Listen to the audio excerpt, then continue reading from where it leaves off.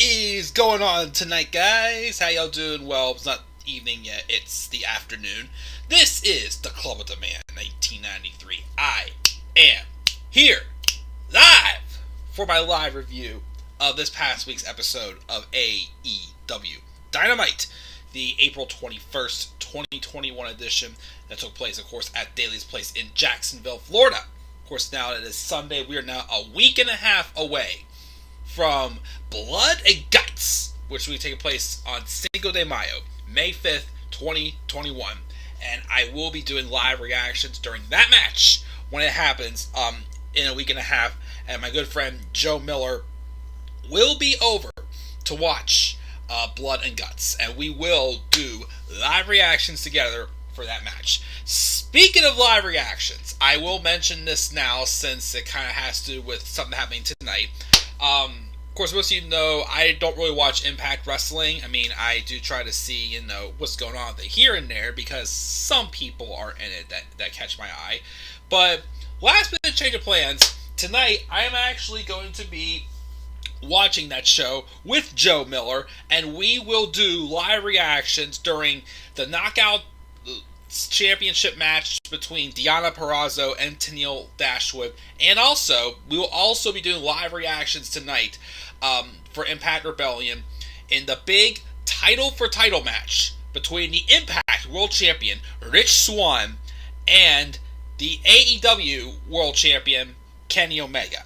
So those reactions will be happening tonight. I of course mention that again on Twitter, and of course, just so you guys know, that's happening tonight.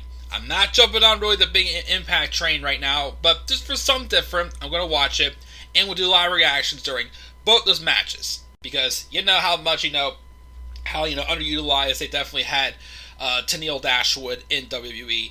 Deonna never really got a chance to do much in NXT, but, she's on her own, but we all know how much of a big Deonna Purrazzo fan I am.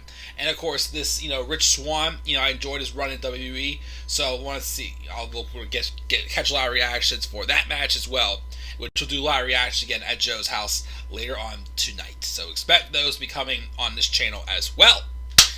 But let's roll and talk about Impact.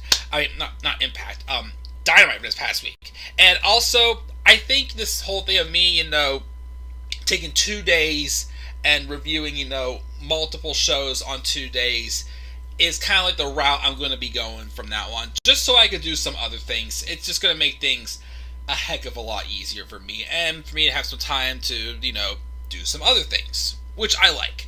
Because it's not me, cutting back on wrestling. But it's me, dedicating 1 day to this, 1 day to this, 1 day to this, and so forth. But of course, I meant to do these reviews sooner. Actually, I was going to try to do them because I felt, again, I got my first shot last Wednesday. Did well, didn't have any reactions or anything. It's just I had Wednesday and Thursday end up kind of being rough days at work. I was burned out. And after SmackDown on Friday, I just wanted to relax. So, took a while to get to it, but, we're here reviewing this stuff now. But like I said, I'm probably going to stick to just, trying to do multiple shows like 2 nights a week or something like that for these reviews. Or sooner, who knows. Just depends on the mood I'm feeling that week. But enough about this intro, enough the announcements. Let's just roll in and talk about this episode of Dynamite. Overall, very good show. I will nitpick one thing though. There really wasn't much hype on AEW for this match with Omega and Swann. Especially since it's title for title. I'm not sure why it didn't really, intertwine. I don't know if, Rich Swann just wasn't able to make it over to AEW or something. I don't know, but they didn't really hype much for that match. Because those who, I don't watch Impact, but of course, I still pay attention to wrestling news. But, for those who don't know much about Impact, they're going to see Kenny Omega showing up with 2 titles, possibly, as he's my pick to win tonight, and they're going to be like, why the heck is that? So I'm for storyline continuity, again, I'm surprised they did not mention anything about Kenny Omega and Rich Swann. Other than that, really good show. We had 2 really good title matches. Definitely one of the best women's title matches that AEW's had so far. And the main event, oh boy, that was an awesome match as well. And of course, the hype for the Blood and Guts match between Inner Circle and the Pinnacle, or as Chris Jericho calls him, the Pineapple. Let's talk about this. I do want to talk about SmackDown quick, also before I head to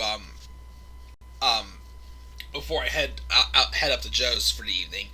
But let's talk about this. Let's roll into the show. So we open up with a match between Hangman Adam Page and Ricky Starks from Team Taz. Solid match, between, the seasoned out Adam Page and the upstart again in Ricky Starks, who's worked good. We had some nice lariat, a Liger Bomb, and then Starks was able to hit a spear on Hangman, but it wasn't enough to keep them down. Eventually, though, Hangman wins with a leg trap, Saka Otashi, to get the victory. But after the words, we have Taz calling out Hangman Adam Page, and he tells him he gets lucky, but to watch his back, to really watch it,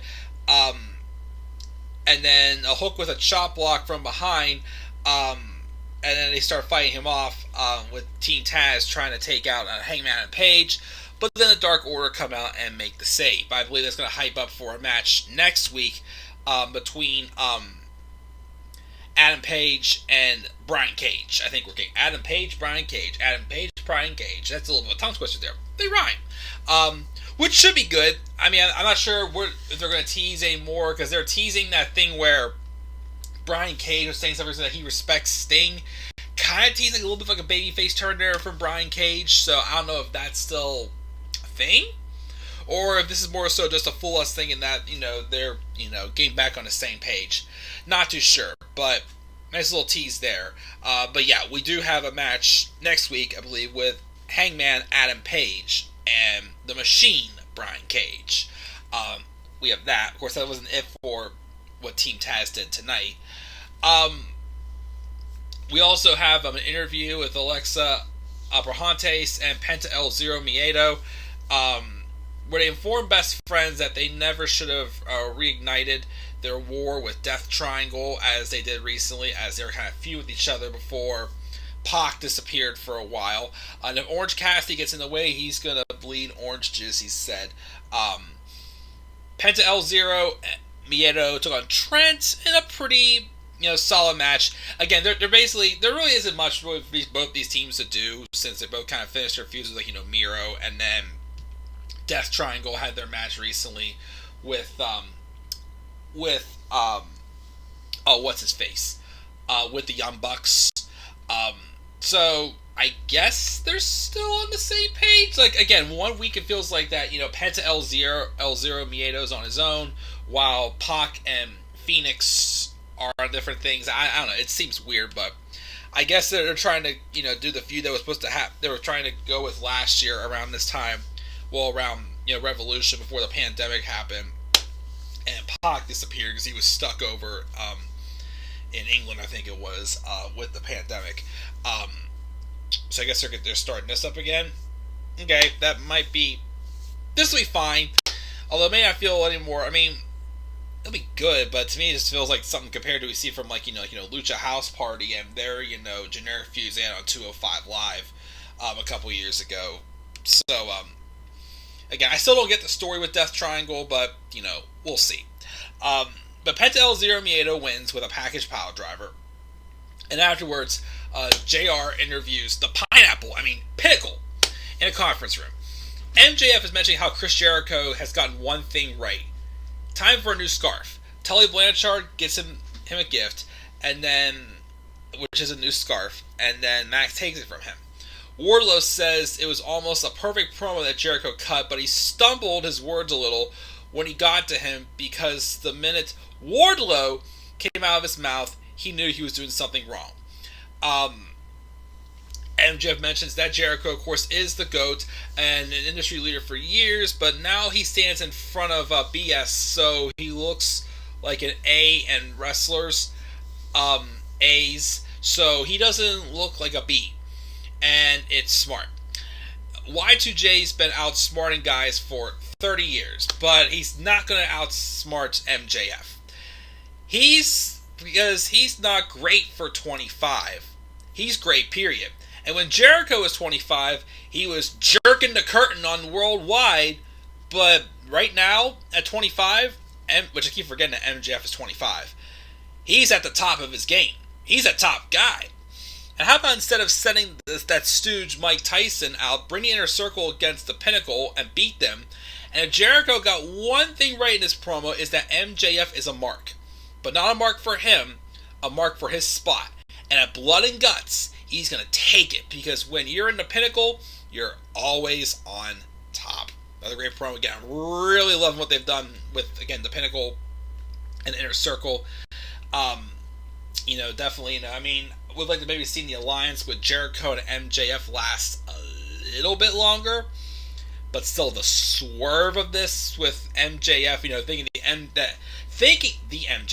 MJF was going to take over the Inner Circle, just for him to end up forming his own crew, was a nice swerve. Still, definitely one of my favorite moments of the year. That really got me to go, what the? Like, oh my! Awesome. So that was a good promo there by the Pinnacle. We'll hear from the Inner Circle later on, talking about the Pinnacle.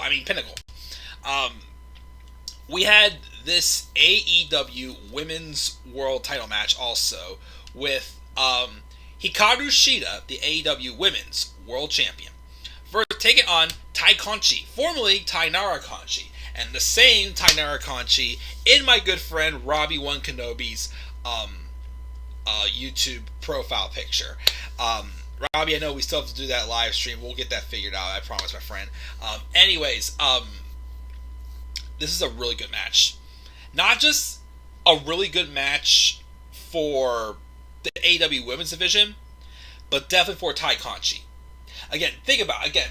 Conchi was fine in NXT, but she really was not given a spot to, stand out among the rest of the women. In AEW, I feel like she's really hitting her strides. The past few weeks, she's really had some great matches when given those chances. Some of the best ones I've seen her have. Such against Nyla Rose, and this one also.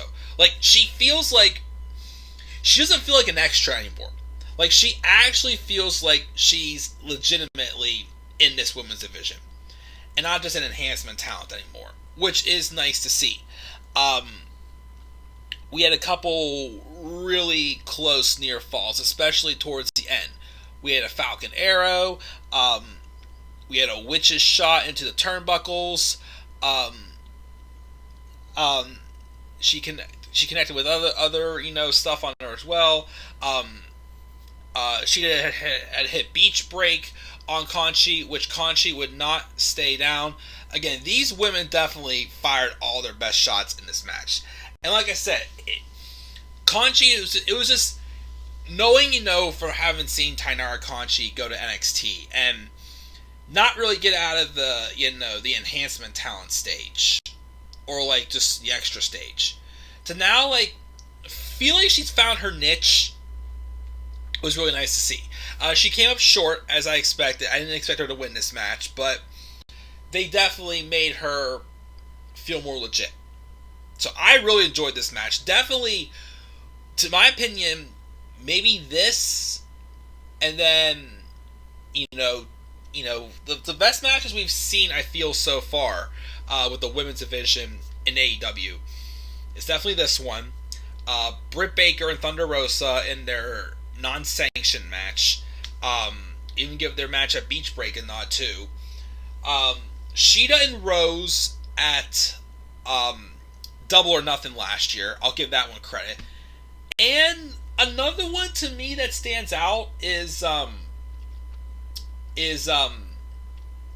what was it now? I just had it on top of my head. It's Shida and Baker in that match where Shida broke Baker's nose. Those are definitely some of my favorite women's matches in AEW. But this one, definitely, Shida and Conchi, that definitely got added onto the list as one of the best ones AEW's had so far.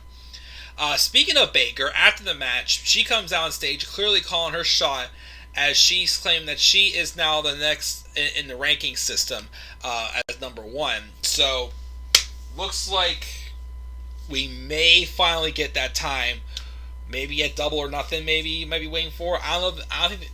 As of now, it's not advertised for Blood and Guts.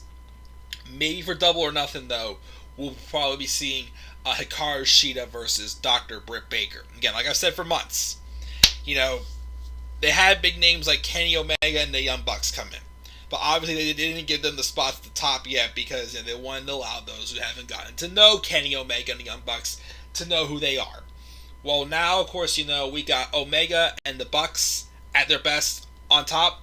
Again, Britt Baker was a person meant to run this women's division from the beginning. So now it's time for them to go all out with Britt Baker. So let's go. Hopefully that'll be happening next. And again, Hikaru Shida, hats off. She's done the best she can as women's champion, but it's time to get the right person with the belt right now. And that is Dr. Britt Baker, DMD. Pittsburgh native. Anyways, we also have Miro cutting a promo calling out Kip Sabian, saying he needs his vindication. He doesn't care who you are. If you have a title, you have a problem.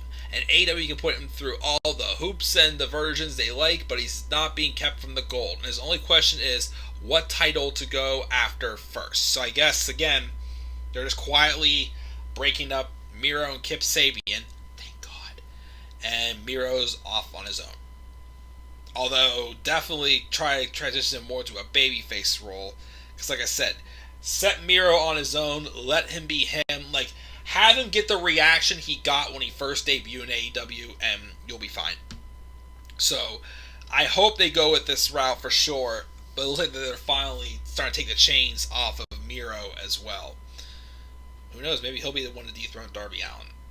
We'll have to wait and see. But, yeah, Miro's on singles gold hunt, which I love. So we got that. And then we have Tony Schiavone interviewing the Inner Circle. Chris Jericho talks up the violence and brutality of Blood and Guts and promises a trail of blood and tears that goes to the front door of the Pineapple. Oh, I'm sorry, the Pinnacle. And then that trail started when Mike Tyson knocked Cash Wheeler's teeth down his throat. Hager throws some straws around as a gift for the Pinnacles so they can suck their meat later. Santana calls FTR out for ducking him, and Santana him and Ortiz, Santana calls out FDR for ducking both him and Ortiz until they had a crew, and that's a bitch move there. Jericho has a show tune that he wrote about his jerk-off friend Max, and sings it for us before claiming he washed his ass with a new scarf that Tully Blanchard gave MJF. But before they go up against each other at Blood and Guts, next week, face to face, the Inner Circle and the Pinnacle will have an old-fashioned parlay. But he's not going to wait till next week to spill his battle plan. He's going to beat the living hell out of MJF in Blood and Guts. Oh boy. Great stuff. I really cannot wait for that match at Blood and Guts. That is going to be awesome. I'm going to love every second of it. We also have QT Marshall and his boys, I forgot what their faction's being called now, get a promo. He has Anthony Ogogo, who won by knockout the previous week before, so he's got a little bit of some interest growing on me. Ogogo says he's only here in this dump of a country for the big money, and QT Marshall says he's going to teach Billy Gunn how little being loyal to the Rhodes family worth is. And then Billy Gunn and QT Marshall have a brief match where QT Marshall wins by pinfall. Ogogo came out and added a right hand in there as well.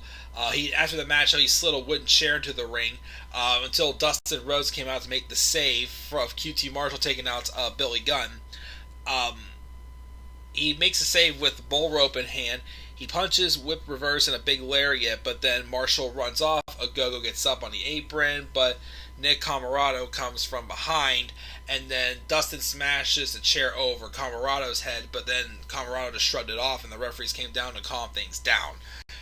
Just a low card feud there going on with QT Marshall again. Just another random faction. I mean, yes, you have Anthony Ogogo definitely interests me, but I just don't know about QT Marshall being a faction leader right now. Even though again there is a ton of factions in AEW right now because of how crowded they are, but we'll see. We then see um, the Elites bus tour, where Don Callis puts over the Elite as an incredible assortment of talent. Matt Jackson puts them over as the spark of the AEW revolution. Nick pointed out that it's not all Moxley Kingston wrestling and telling them to come find them. And then they hear a honking about it, and they are getting frustrated. But then Doc Gallows looks out the window, and here comes Jon Moxley and Eddie Kingston in a big truck, and they ram into the Elite's trailer. Eddie gets out and asks if Moxley has the pipe, and he does. They circle and smash the windows, get into the trailer, but apparently the Elite ran. I'm guessing we're probably going to be having a tag match. I mean, it looks like that Moxley and Omega moved on from each other, but it looks like that we're probably going to be seeing Kingston and Moxley challenge for the tag titles at Double or Nothing, which will be pretty good. I actually would like to see that match. Young Bucks, Moxley, and Kingston versus the Young Bucks in the AEW World Tag Title picture. That'd be pretty darn awesome. We got that. Then we had Christian take on Powerhouse Willie Hobbs. And, another solid match there. Christian Cage gets the win. I keep thinking, again, we should do Christian Cage and Kenny Omega at Double or Nothing. Like I said, do that one there. And then do Kenny Omega and Hangman Adam Page at All Out in September. But we'll see where it goes. But Christian's looking pretty darn good in AEW right now, I'll say it that way. Jade Cargill gets a hype reel where various parties talk about wanting to recruit her, and she says she doesn't need a manager. And anybody that wants her in their stable will have to pay. She thinks she's just fine on her own. Just fine by me, having something they don't need a stable, which is fine. Then the main event. Darby Allin versus Jungle Boy Jack Perry for the AEW TNT Championship. Excellent match. Definitely a match of the year candidate. Some great, back and forth wrestling with these two smaller young studs. We had Darby Allin kick out of a bridging tiger suplex. Jungle Boy hit a body scissors driver, sending Darby Allin to the floor. We had him hit a coffin drop on the apron, where Jungle Boy had to crawl up to Luchasaurus to beat the count. Sting, though, got involved, and there was a spot in the match where Sting and Luchasaurus started brawling with each other that was, sick for something different. And then we had a good near tap out from Jungle Boy putting the snare trap on Darby Allin, but he was able to put his feet on the ropes and he crawls to the ropes for the break. Darby, though, had to rake the eyes, though, to force a break, though, on the submission maneuver. He whip reversed sunset flip, and Allin picks up the legs, and he then gets the victory with the Last Supper on Jungle Boy Jack Perry to win. And again, just Darby Allin, who's become his own star of his own, then Jungle Boy Jack Perry, who's right on the end there with Darby Allin, is one of the best young upstarts for sure AEW has. That they've been honest that they haven't gone all out with Jungle Boy Jack Perry. I mean, they're waiting, I guess, for more fans to come back because they don't want to do what happened with Drew McIntyre, basically him get his whole push in front of no fans. But you can tell that Jungle Boy is going to be an excellent, underdog type baby face, especially putting on matches like this against Darby Allin. Again, it was awesome. After the match, though, we get a beatdown by Scorpio Sky and Ethan Page. But then Lance Archer came out and tried to clear them all out. Even though, again, it's still weird. Again, the booking with Lance Archer, though, is still so weird. Is Archer a face? Is he a heel? Because, he's basically, scaring off the heels But he's still acting like a heel. Like, they're telling the story again where he's basically trying to prove to Sting that he's the main event, which is probably going to lead to a Sting and Lance Archer match at Double or Nothing. I get that, but, you know, they clearly book Archer as the heel in this feud. But yet he's not, like, you know, he's not attacking the one guy that Sting is close to, Darby Allin. Like, why are they still going back and forth with whether or not Archer's a face or a heel? Again, I love Archer, but again, I gotta nitpick on this a little bit. I just still feel like Archer's booking has been a little bit inconsistent in AEW right now. But we'll see where it goes. Again, I am intrigued to see a match with Archer and Sting for sure. It's just that get his dynamic a little more clear, in my opinion. Again, but that's my review of Dynamite this week. I see there's a little bit of live chat. Again, I gave this show a B+. Again, I really like the 2 title matches. Main event was awesome, of course, with the TNT title between Allin and Jungle Boy. You know, the hype videos with the Pinnacle and Inner Circle for Blood and Guts is great. Love that women's title match, excellent. So, you know, very good episode of Dynamite this week. Again, gave it a B+. Mark's in the live chat saying, so Scorpio Sky not a member of SCU anymore? Doesn't seem like it. And I'll be honest, I'm kind of not digging him as a heel so far. I feel like he still should be that, you know, that baby face. I'm still, I mean, I was, you know, intrigued to see them turn him heel. But I don't know, to me, he just seems a little too generic. I feel like he's still like that, you know, tag team specialist guy that's getting like a singles run that like he's catching eyes for. I feel like they should have kept rolling with that rather than just made him just a heel. I'm not sure. There's something about it just not clicking with me in the last week or so with Scorpio Sky for some reason. And Mark gave AEW a B. Nice. So I'm going to take a quick break and I'll come back up here again in just a few minutes to review SmackDown. But again, just a reminder, tonight I am going to go with my friend Joe Miller's place and we're going to watch Impact's Rebellion pay-per-view, and I will do live reactions during Deonna Purrazzo and Tennille Dashwood for the Knockouts Championship, and I'll also do live reactions during the main event, Rich Swann and Kenny Omega, title for title. So that'll be happening tonight as I do live reactions for those. But till then, let me do my SmackDown review, and we'll go from there. So guys, once again, what were your thoughts on AEW Dynamite this week? Leave your thoughts down in the comments section below. Be sure as always to slap a like on the video and subscribe for more content on my channel. And follow me on Twitter at DemandAirboy93. Until then guys, I'm checking out. Have a great rest of your day. I'll see you in just a few minutes for my SmackDown review. Peace out everybody.